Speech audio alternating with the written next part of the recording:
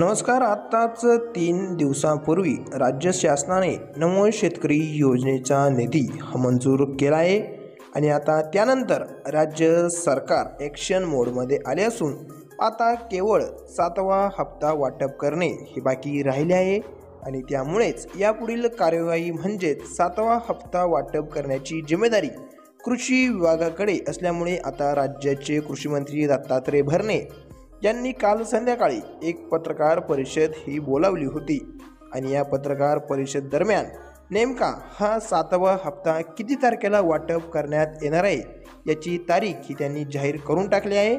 तर मग शेतकरी मित्रांनो, राज्य सरकारच्या दुग्ध व्यवसाय व व्यवसाय विकास विभागाने नमो शेतकरी योजनेसाठी 1792 कोटी रुपये मंजूर करून दिले आणि यानंतर पुढील जिम्मेदारी म्हणजे हे पैसे राज्यातील शेतकऱ्यांच्या बँक खात्यामध्ये आता कृषी विभागाच्या मार्फत जमा करण्यात येणार आहे.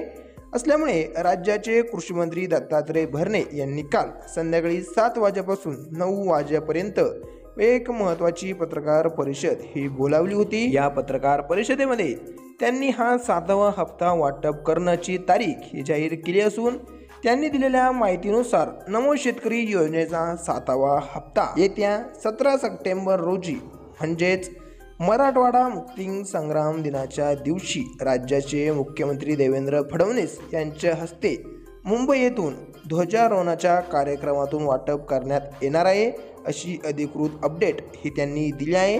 राज्य सरकारने अधिकृतपणे 7व्या हप्त्याची तारीख ही आता जाहीर केली असून तसेच याच दिवशी राज्य सरकारची असलेली महत्त्वाकांक्षी योजना म्हणजेच लाडकी बहीण योजना, लाडक्या बहीण योजनेचे मागील महिन्याचे म्हणजेच ऑगस्ट महिन्याचा हप्ताही देखील सध्या प्रलंबित आहे, तोही देखील आता याच दिवशी वाटप होण्याची शक्यता ही वर्तवली जात आहे.